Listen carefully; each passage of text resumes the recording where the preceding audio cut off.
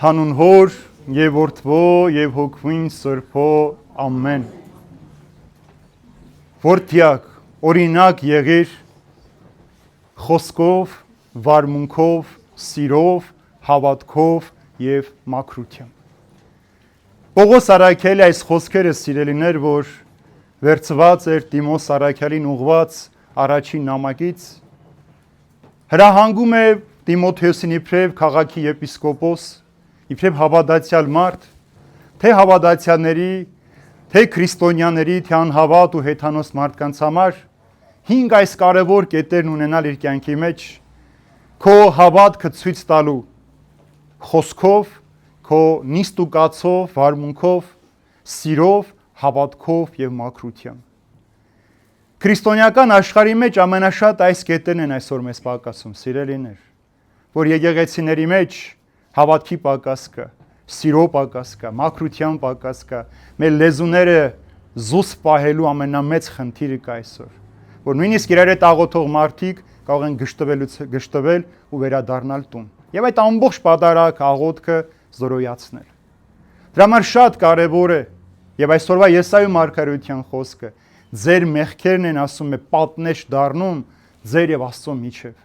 Մեր մեղքերն են պատճառ դառնում, որ մենք զրկվում ենք Աստծո օրհնությունից։ Մեր մեղքերն են պատճառ դառնում, որ Աստված չի կարողանում մեր մեջ գործել, որովհետեւ մենք քրիստոնյայի կերպարանքն ունենք, քրիստոնյայի անունն ունենք, բայց գործ եւ ճշմարտությունը շատ անգամներ մեզանից շատ հեռու են, ինչպես Պողոս Արաքյալը մեկ այլ տեղ ասում, ունենք աստվածպաշտության կերպարանք, բայց շատ հեռու ենք դրա զորությունից։ Անդրադառնանք այս կետերին, ինչն ասել է խոսքով օրինակ եղիր մարդկանց։ Խոսք ամենակարևորն է, որ մարդը պետք է միշտ հիշի, որ լեզուն իր, եթե ոսկոր չունի, բայց շատ մարդկանց ոսկորներ կոտրում է այդ լեզուն։ Մենք նույն լեզվով աղոթում ենք Տիրոջը, շրջվում ենք այդ նույն լեզվով, մեր նման մարդուն բամբասում ենք, չարախոսում ենք, երբեմն սուտ ենք խոսում, չասեմ, որ բազում քրիստոնյաների շուրթերից հայոյանքը անպակաս է, անեծք ու նզովքը անպակաս է, եւ այդ լեզվով մենք չար օրինակ ենք դառնում մարդկանց համար։ Դրա համար է Հակոբոս Արաքյալն ասում, որ ով կարողանում է լեզուն զսպել, նա կատարյալ մարդ է։ Լեզուն անիրավության մի փոքրիկ կրակ, ինչպես մի փոքրիկ կայծից մեջ հրդեհ է բռնկվում, այնպես է լեզվի անիրավությունից շատ մարդկանց կյանքեր են կործանվում։ Շատ մարդկանց լեզվի պատճառով մարդիկ թշնամանում են, վեճեր են առաջանում, սպանություններ են լինում։ Մի հեռավոր գյուղում այդ պատմությունը կարող եք կարդալ մեր Վարկես Պետրոսյանի գրվածների մեջ։ Երիտասարդ զույգեր 10-րդ դասարանի տղա եւ աղջիկ, ովքեր սիրում էին իրար, կանգնած զրուցում էին փողոցում եւ այդ գյուղից պարավ անցնելուց տեսնում եք գնում գյուղի մեջ, ասում որ այս տղային աղջիկան տեսա, որ համբուրվում են եւ գյուղի մեջ մեկ ակնթարթ ամբողջ լուրը տարածվեց,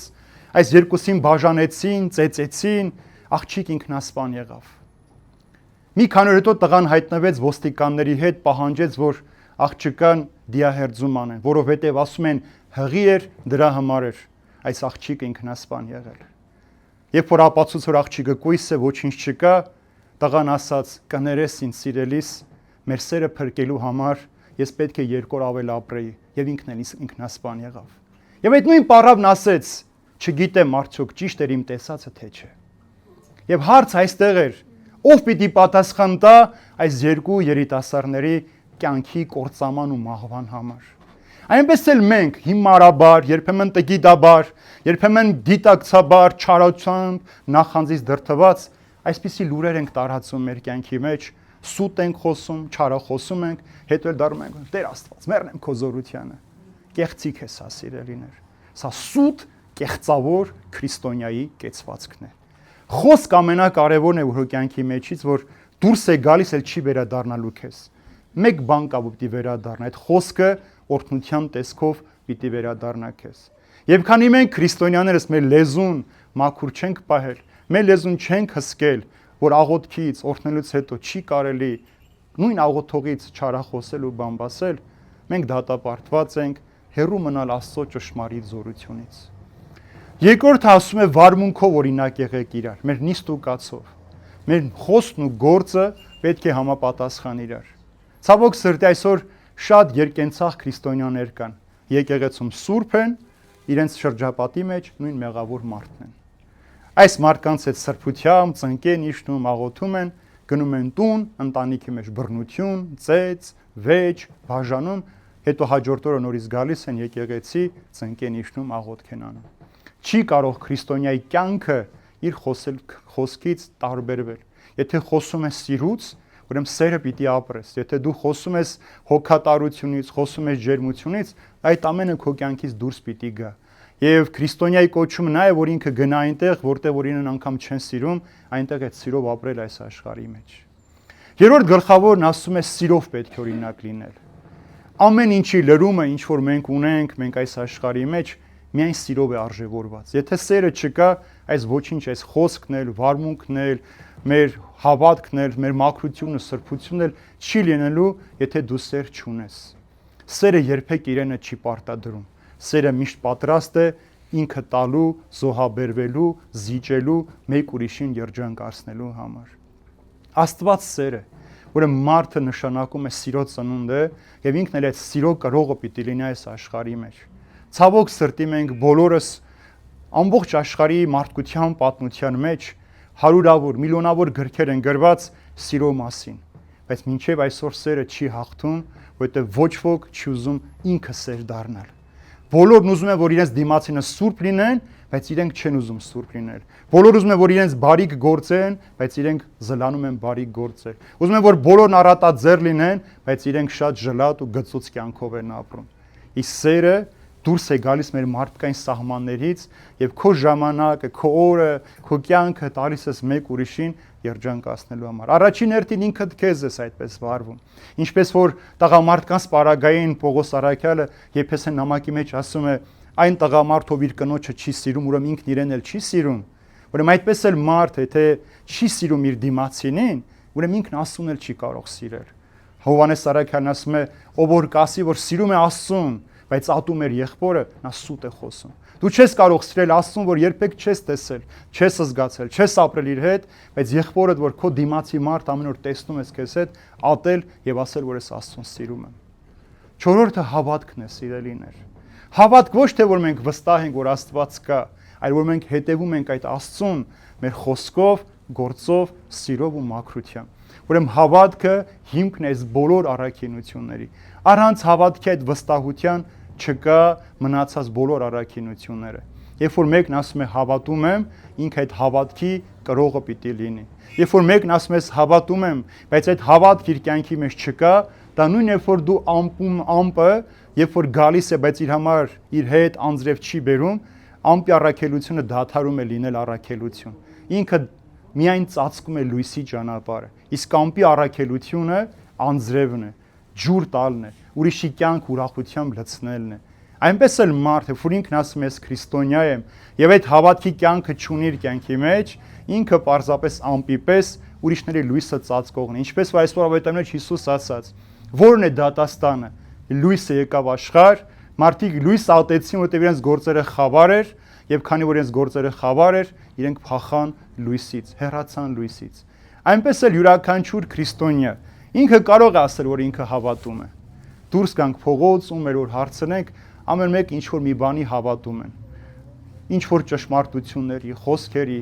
բայց հավատքը առաջին հերթին ուղղված է Հիսուս Քրիստոսին ընդունել որպես քո փրկիչ, որպես քո հարության հույս, որպես Աստծո որդի այս աշխարհ, որ եկել է մարդկանց փրկելու համար։ Բայց մենք Հիսուսի անունը վերցնում ենք, երբ որ մեզ պետք է այդ անունը օգտագործում ենք, երբ որ պետք չէ, ծալում ենք մի փափուկ, sense թաշկինակի մեջ, դնում ենք այնպես մի խորը տեղ, որ այդ անունը հանկարծ մեզ չհիշեցնի, որ մենք իր հանդեպ պարտականություններ ունենք։ Մեզ թվում է թե միայն Հիսուսն է մեզ պարտական։ Մենք ինչ որ Հիսուսից խնդրենք, նա մեզ համար պիտի անի։ Ինչ որ մենք Հիսուսին անեսենք, նա անպայման պիտի կատարի։ Բայց մենք էլ գործ ունենք անելու։ Այդ գործը Հիսուսի քայլած ճանապարհով քայլելն է։ Եթե դու չես քայլում այդ ճանապարհով, դու իր բացած ճանապարհի ճամփորդը չես, քո հավատքը պարզապես միջոց է քո իրական դեմքը ծածկելու համար։ Եկեղեցին այն վայրն է, որտեղ մարդկանց անունները սրբվում են։ Երբ որ մեկը մեղավոր է, սկսում է եկեղեցի գնալ, ծանոթներ, բարեկամներ ասում են, այս մարդը դարձի եկել, փոխվել է, այլևս առաջվանը չէ։ Բայց ինքը ներսում նույն մարդն է նորից։ Այդ մեղքերով նորից շարունակում է ապրել։ Դրա համար այս անունը մենք նույնիսկ կարող ենք օգտագործել, հավաքն օգտագործել, մեր անունը սրբագրել, բայց երբեք մեր կյանքը չսրբագրվի։ Եվ վերջապես ասում է օրինակ եղեք մաքրությամբ, այսինքն սրբությամբ, անբասիր, անմեղադրելի կյանք ունենալով։ Մաքուր լինելը շատերի համար արտաքին տեսքն է։ Այսօրվա մարդը ամեն ինչից շատ մտածում է իր արտաքին տեսքի մասին։ Բայց առաքյալն ասում է դուք մտածեք ներքին մարդու մասին։ Այս արտաքին մարդը պիտի քայքայվի, պիտի մեռնի, հողերի մեջ փթի, իսկ ներքին մարդը պիտի ապրի, եւ այդ ապրության ապրելու համար մարդուն պետք է մաքրություն, որ իր ձեռքերը սովոր չլինեն գողության, կաշառք վերցնելու, հարվածելու, գողանալու, սպանելու, այլև այլ կեղտոտ գործեր այս ձեռքերով անելու համար։ Այս ձեռքերը վարժվեն մեղքին, մեր աչքն էլ պիտի վարժվի։ Եթե դու աչք ունես, Սուրբ Գիրքն ասում է, որ աչքը մարմնի լույսն է, ճրագն է։ Այսինքն, որպեսզի քո էությունը լուսավոր լինի, քո աչքերը մաքուր պիտի լինի։ Ուրեմն դու արատությամբ, ցանկասիրությամբ չպիտի նայես որևէ մեկին։ Երբ որ քո ականջները սովոր են բամբասանք լսել, չարախոսում, դու քո ականջը այսպես ձգում ես, տենես ինչ են խոսում, ում մասին ինչ են խոսում, որպեսզի տեղեկություն հավաքես, արդեն դու ձախողած որ այս ականջները նախ եւ առաջ Աստծո խոսքը լսելու համար է։ Եթե քո ոտքերը ավետարանի ճանապարհով չեն քայլում, այլ քայլում են մեղքի ճանապարհով, որ քեզ մեղքի առաջնորդում, ուրեմն դու ձախողած ես քո կյանքի մեջ։ Երբ որ քո շուրթերը, քո բերանը դու չես բացում օրհնաբանելու, աղոթելու, այլ հակառակը անիծելու, տրտնջալու, դժգոհելու, բամբասելու, քսություն անելու, շողոքորթելու, սուտ երթվելու, կեղծավորություն անելու համար դու իբրև քրիստոնյա արդեն ձախողված ես։ Տեսեք ինչ խորհուրդ կա այս մեկ բառի մաքրություն բառի մեջ։ Երբ որ դու այս ամենից հեռու ես կամ դեռևս կա քո մեջ, նշանակում է մենք քրիստոնյայի կոչվելու իրավունք չունենք։ Մեր գործերը խավար են, մեր մեղքերն էլ պատնեշ են դառնում, որպեսզի Աստված իր առատ օրհնությունը թափի մեր վրա, որպեսզի մենք կարողանանք սիրո եւ խաղաղության մեջ անել։ Ուրեմն ինչ է պետք այսօրվա մարդուն անել, սիրելիներ։ Այս աշխարհը ժամ առ ժամ փոխվում է։ Այս աշխարհի մեջ մեղքերն այնպիսի արագությամբ են առաջ գալիս, որ մենք նույնիսկ չենք էլ հասցնում պատրաստվել, մենք չենք էլ հասցնում նկատել, որ մենք էլ ակամայից այդ մեղքի մեջ ենք։ Մեկ բան ունի մարդը ասելու ինքն իրեն. կանգնիր եւ ուշադիր լսիր Տիրոջը։ Եվ ինչ պիտի լսես։ Տիրոջ գործը սա է՝ հավատալ Հիսուս Քրիստոսին։ Ինչպես հավատալ Հիսուս Քրիստոսին։ Ոնց հավատալ։ Եկեղեցի գնալով, Սուրբ Գիրք կարդալով, ժամերով աղոթելով, պահքություն պահելով,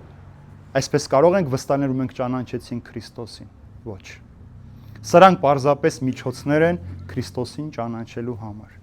Բայց քանի քո սրտի մեջ քո բազում մեղքերը քեզ փշալարերով փաթաթել են, քո բազում մեղքերը քո սրտի ճիճը լրացրել են, դու չես կարողացել Քրիստոսին տեսնել, զգալ քո կյանքի մեջ, իր գրկախառնությունը զգալ քո կյանքի մեջ, դու չես կարող ճանաչել Քրիստոսին։ Բազում մարդիկ կարող են օրերով, ժամերով, բայց բարորը չէ որ սկսում են ճանաչել Քրիստոսին։ Ուրեմն պետք է քո մեղքերը տեսնես նախ եւ առաջ։ Դրա համար ասում է Երանի այն մարդուն, ով իր մեղքերն է տեսնում, քան այն մարդուն, ով հրեշտակներ է տեսնում։ Ուրեմն երբ որ մարդ իր մեղքերը տեսնում է, սկսում է ինքն իրեն ճանաչել։ Ինքն իրեն ճանաչելով մարդը սկսում է Քրիստոսի խոսքը հասկանալ, եւ Քրիստոսի խոսքը հասկանալուց հետո սկսում ես իրական Քրիստոսին ճանաչել եւ քայլել դեպի Քրիստոս։ Երբ որ այս 5 կետերը լրացնում ես, տեսեք այսօրվա падգամ ասում է երիտասարդների հետ զգույշ եղիր, ծերերին հոգատար եղիր, պարավների հանդեպ ուշադիր եղիր։ Այսպես բոլոր մարդկանց խնամք է սովորեցնում, ոնց պիտի խնամ տանես, որովհետև մարդկանց միջոցով, մարդկանց սիրելու միջոցով ես Քրիստոսին ճանաչում։ Մայր Թերեզան ասում էր, երբ որ ես բորոտի ոտքերը լվանում եմ, ես վստահ եմ, որ Տիրոջ ոտքերն եմ լվանում։